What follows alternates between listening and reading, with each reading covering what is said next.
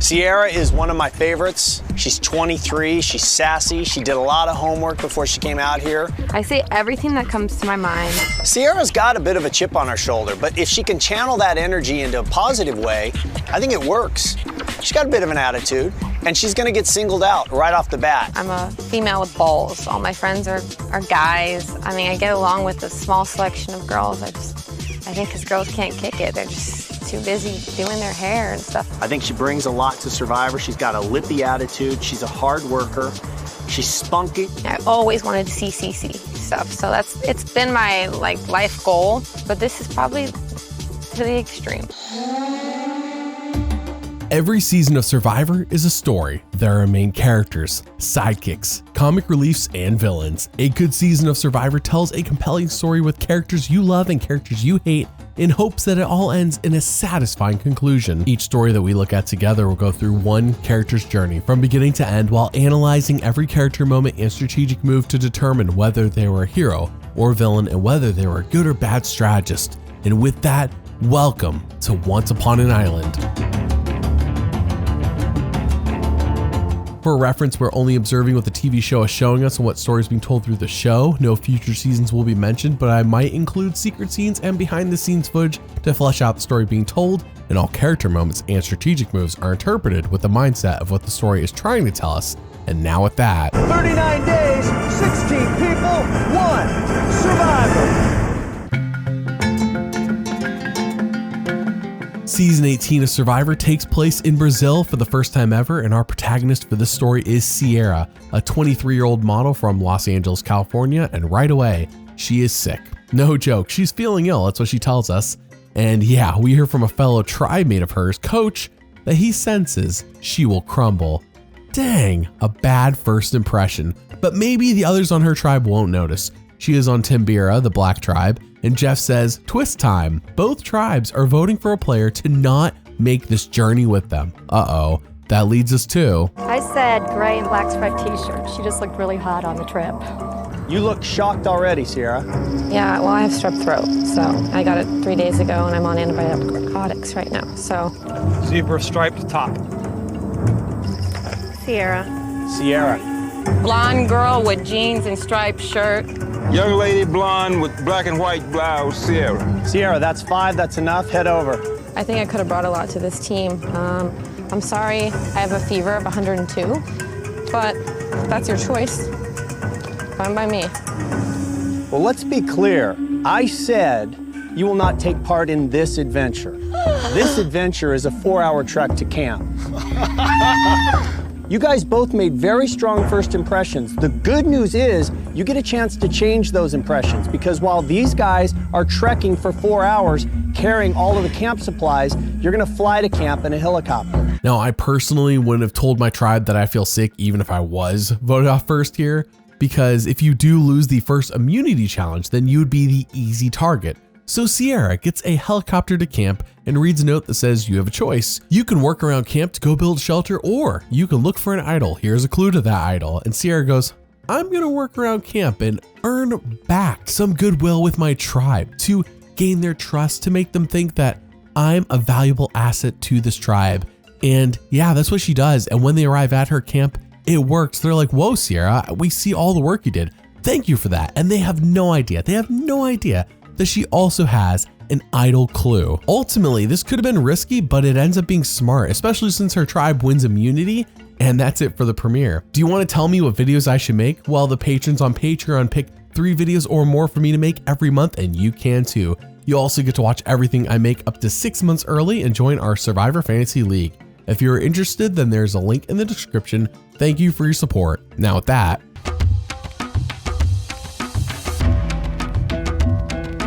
Episode 2 has Sierra going, yeah, I need to find that idol. Now, if she finds it, let's say she finds it, the idol is only good for her very first tribal council, so it's not like an idol that's worth it through the whole game, but it would get her through her first tribal council. I mean, there's some value to that. She recruits Brendan into helping her look, and while it can be risky to tell someone else about an idol, in this case, the story portrays this as only a positive that she told him. So they go to look, and...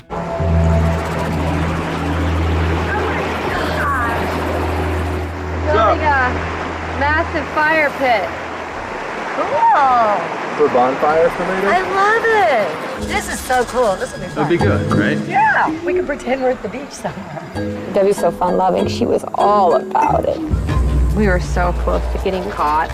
It may be a stupid move, but to tell you the truth, I don't think it's worth it to continue looking for the hidden immunity idol.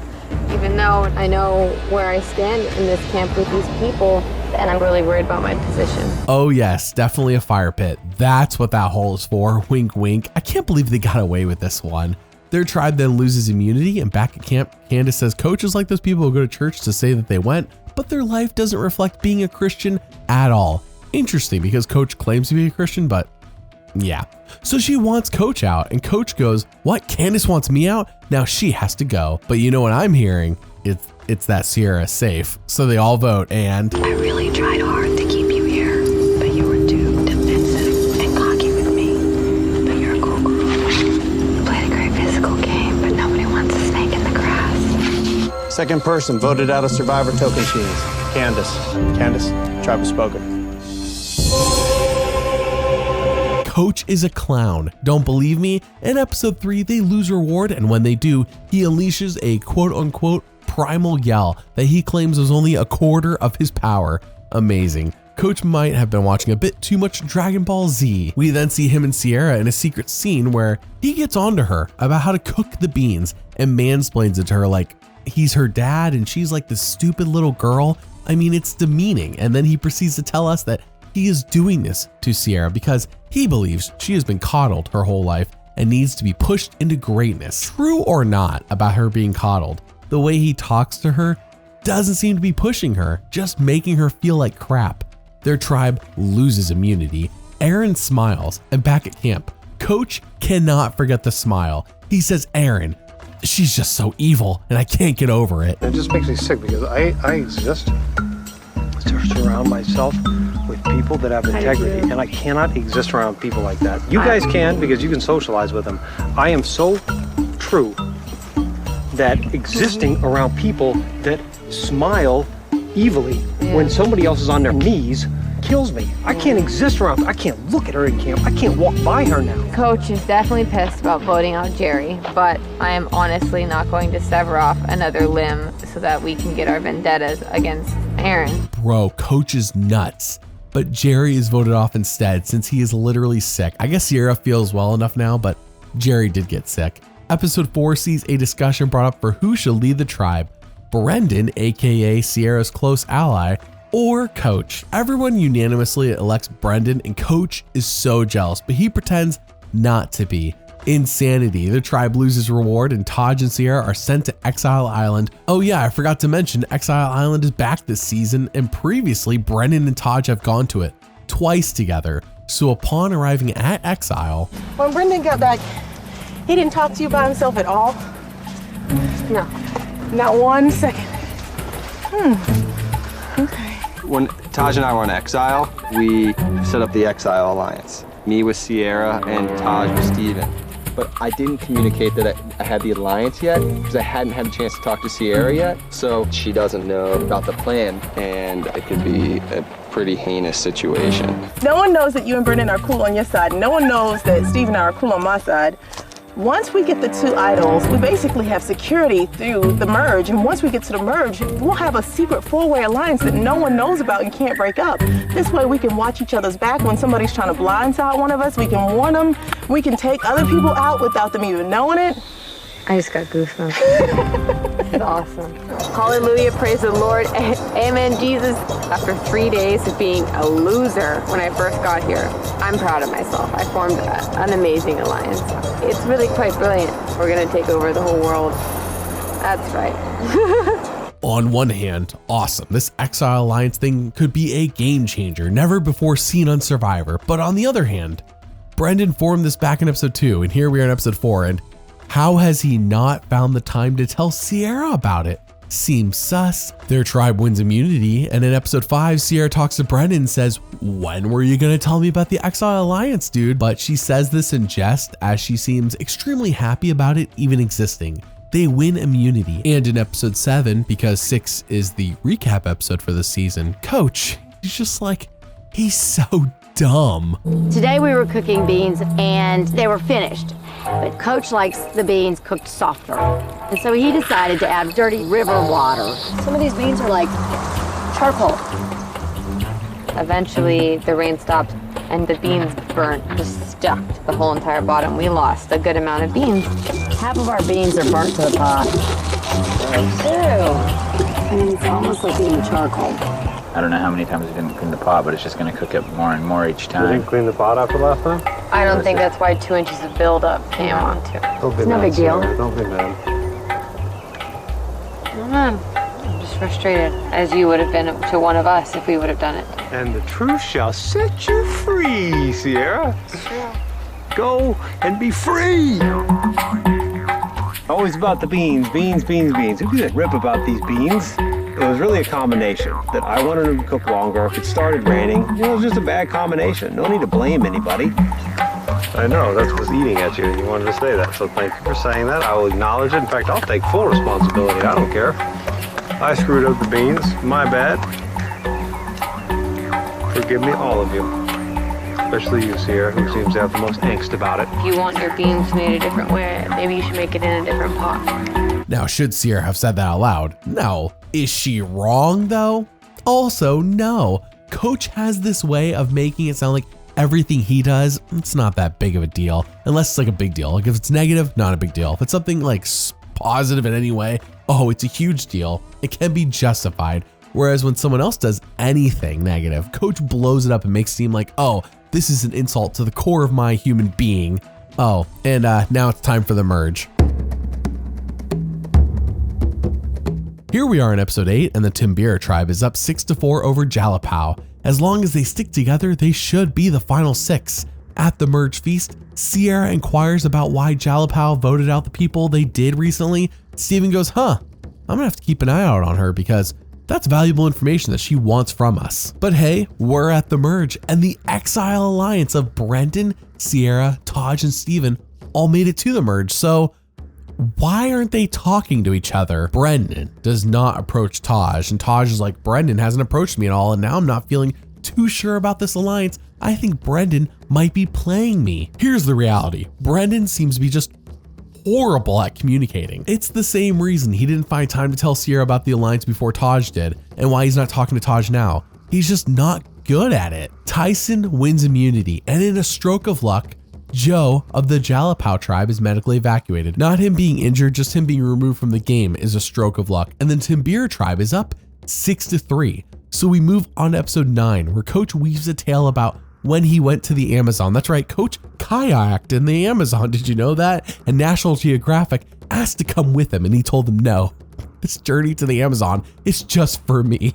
He then proceeds, and I'm really distilling this, really boiling it down. He proceeds to get captured by Amazonian tribespeople who tie him up, plan on cooking him, I think, and he escapes somehow. He gets a lot more in depth than what I just said, but no one believes him. The next morning, he does his Coach Chi, and Sierra says, Coach, he's a mess. To defeat an army, you have to cut off the head of the dragon, which is why I nicknamed Brendan the Dragon. Hence my name, the Dragon Slayer. Where does Sierra fit in all this? But the comments that she made today, Sierra is the bowel movements that comes out of the dragon. After Brendan, Sierra's got to go. Sierra's biggest flaw, besides the fact that I think she might be a recruit and doesn't really know that much about Survivor, just a guess though, is her lack of tact. She says things out loud that only get her into trouble. Yes, Coach is a jerk and full of himself, but you don't need to say that to his face unless you want him working against you. Brendan then talks to Sierra and says, it is time to activate the Exile Alliance. Finally! But also he wants to add JT in since him and Sierra both are like, oh yeah, we love him so much. I love him. I love JT. He's the best ever. JT, I want him to have my children. It's so weird. Brendan's like, I want JT in the finals. JT of the Jalapao tribe seems to have everyone in this episode, specifically this episode, glaze him, if you know what I mean. Tyson wins his second immunity, and Coach wants Brendan, who he calls the Dragon, out of this game, and Brendan wants Coach out. That is the Exile Alliance's plan to vote out Coach. But before they vote at Tribal Council, Coach clarifies that the Amazonian story, he toned that down since he didn't want to tell them all the gruesome details, like how the tribespeople wanted to eat his butt out. Yep, he says that with all sincerity. So they vote, and I didn't want to make this vulnerable. Brendan goes out, but if not, this is plan B. So,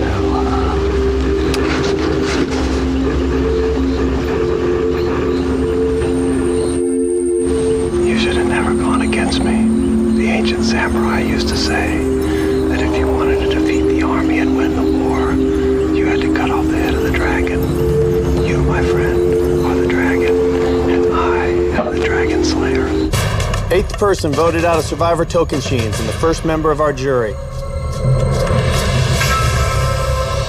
Brendan, tribe has spoken.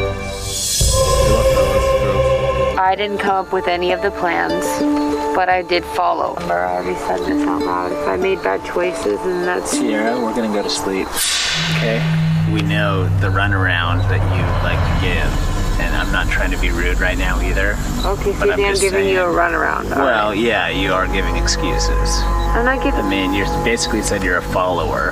I didn't... And then you made more excuses as I'm to why not you're saying I'm a follower. I'm just saying that I thought I believed in something, and to a certain extent, today was a surprise, so well done, and...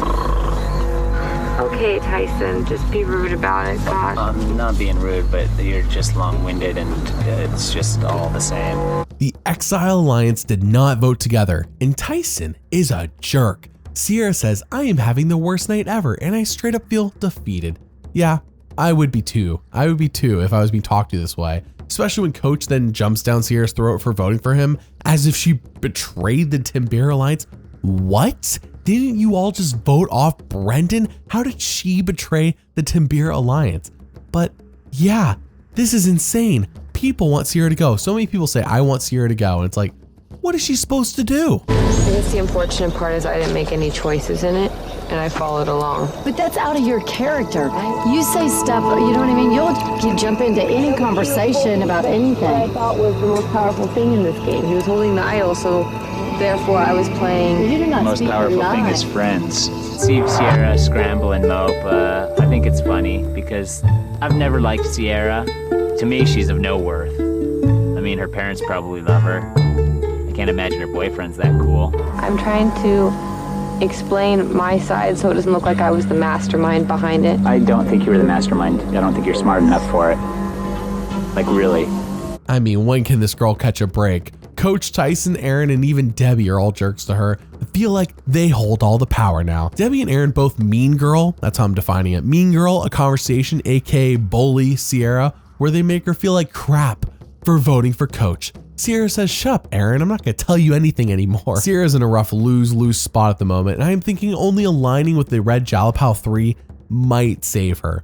Coach then talks to Sierra and says, it is time for you to be honorable, Sierra. You made the wrong choice voting for me, so fall on your sword and accept being voted out of this game. You should not be fighting to stay here. Remember this is important because he says scrambling to save yourself is dishonorable and shows that you are not a good person, Sierra. Yeah, holy crap, get off your high horse, Coach. Debbie then squeaks out an immunity win over Sierra, and it's done. Sierra is a goner. I'm voting for you because you have a weird deformed finger from a horse bite. Gross. You're a jerk. Last week, Sierra, I slayed the dragon. This week, I had to take care of it. His bride. Truth and consequences. That'll set you free every time. 9th person voted out and the second member of our jury. Tyson, the tribe's spoken. Time for you to go. Oh, how the tables have turned. Sierra thought she was a dead woman walking, and here she is, still in the game, and Tyson got blindsided. Back at camp, Debbie and Coach's demeanors have taken a 180. All of a sudden, instead of feeling like they're at the top and they can just be bullies, they're like, oh, yes, you all made the right decision. Thank you for not telling me. Oh, you're so amazing, all of you. Oh, Sierra, that was the right call, Sierra. Oh, Sierra, yeah, Sierra. And it's like, what is going on? They're licking everybody's boots. If Sierra did what Coach is doing right now, he would call her dishonorable for this. This is way more extreme than anything Sierra did in the last episode. We then go to the reward challenge where everyone fills out a survey and the players then guess what the most popular answer is to each question. Sierra is voted as the person who, 1, would waste the $1 million first. Wow. 2, the person who would most likely stab you in the back. Jeez. And number 3, the person who no one wants to see win this game. I mean, come on, is Sierra a villain? Did she run over a group of puppies? What did she do to deserve this kind of treatment? Coach wins immunity, and back at camp, this conversation takes place. If we're gonna make a move, now's gonna be the chance. Sierra, you would go with whatever coach decided, wouldn't you? I don't know right now. Okay. I thought you said you were gonna be loyal. Then you wrote my name down last night and you didn't save me like I asked you to. And they did. So that's how it's gonna be. You're next then, baby. So I'm gonna ask you this again, Sierra. I don't have an answer. No, I'm asking you this right now. Where's your loyalty right now? If it's not with Deb and I just said I don't have it. then Right now I'm standing on my own. We have all lived a life of hell for 28 days, and I'm not doing it with you today. I didn't even say it. I'm done. He I'm asked me. done talking about it, Sierra, with you. I didn't even bring it up. This is over with me today. One of the most common game moves on Survivor, if you're a good player, is to agree or at least sound interested in any alliances people want to make with you. Sierra, like she always does, I gotta point out, screwed up by just telling Coach and Debbie the truth, which in her mind is no, I'm not going to do anything with you, which I don't blame her for, but it's just not good Survivor gameplay, if that makes sense. I get it though, why would she want to align with Coach and Debbie after they bullied her? But my biggest question is, why is Coach scrambling? He should be honorable and fall on his sword, just like he told Sierra to do. Coach is a hypocrite. He shouldn't be scrambling. That's for dishonorable people. Sierra then tells Steven about the alliance that Coach and Debbie proposed, and when Steven asks Coach about this, he says no. Sierra proposed to me and Debbie that she wanted an alliance. What? You guys want to play dirty? You're really scrambling, aren't you? You lied, and I want you to I admit. have not lied in this game, nor will I. Yesterday when we came back here, Debbie said, do you guys want to talk about if there's a ex-Jalapao alignment, right? And if we should talk about an alignment ourselves. And at that point, you got in Debbie's face, Debbie started crying, and I said, Sierra, I do not want a Timbira alliance, and that's it. But you said you were going to be loyal. Then you wrote my name down last night and you didn't save me like I asked you to. And they did. So that's how it's going to be. You're next then, baby. You know, I didn't talk about a Timbira alliance. You guys both came to me and asked me for an we alliance. did not ask you for an alliance. I will walk out of this game right now if you look me in the eye and tell me that you didn't say that. Bye-bye. You are such a liar. Sierra, we talked about our options in this game. Where did you become this angry person? That's not the person that I know. You're not the person I know anymore. Okay, fine. The gaslighting and bullying by Coach and Debbie, it makes for entertaining TV, sure, but it really makes me feel bad for Sierra. What is she supposed to do in this situation? She's telling the truth, trying to do the right thing, and just is getting burned for it. JT and Steven see through the nonsense, recognize that Sierra is the one telling the truth, and they still want to vote her out because they know how the jury works. Am I taking crazy pills? What is Sierra supposed to do? She cannot help but cry when talking to Taj about how Coach and Debbie lied, and Taj believes her as well. We then go to Tribal, where Coach doubles down on his story about how Sierra proposed the alliance and how she is now lying. And yeah, he's like, oh, I'm telling the truth. I'm definitely telling the truth. Remember what Candace said about people going to church and then pretending to be Christians but not really being? Yeah. Really comes full circle, huh? He even goes as far to say that Sierra is really a 23-year-old woman going on a 5-year-old child. What a jerk. So they all vote, and I'll say this again. 2 trials ago, I slew your dragon boyfriend. Tonight, I have to take care of his princess. You're not so much of a princess after you use that mouth tonight, are you? 10th person voted out and the 3rd member of our jury. Sierra, job spoken. So let's break this down. How is Sierra as a character and as a strategist? I know, not an amazing ending, not an ending that makes you feel satisfied about her story, and it's kind of the point.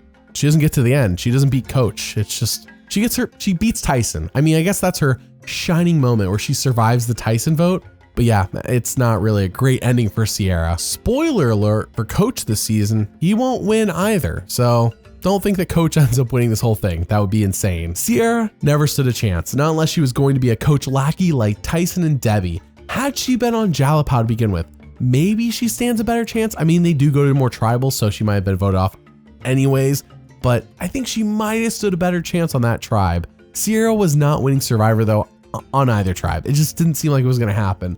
They quite literally told us that during the reward challenge when she was voted as the one people thought would waste the $1 million and also didn't deserve it and also would backstab you first. I mean, come on. Sierra was bullied, and it's almost impossible to not feel bad for her at least a little bit. Out of 10 character moments shown on the show, 6 were heroic and 4 were villainous, making Sierra a hero on Survivor Tocantins. And out of 24 strategic moments shown on the show, 10 were smart and 14 were dumb, making Sierra a dumb strategist on Survivor Tocantins. Thanks for watching, and doubly thanks for liking and subscribing. I'll see you all next time.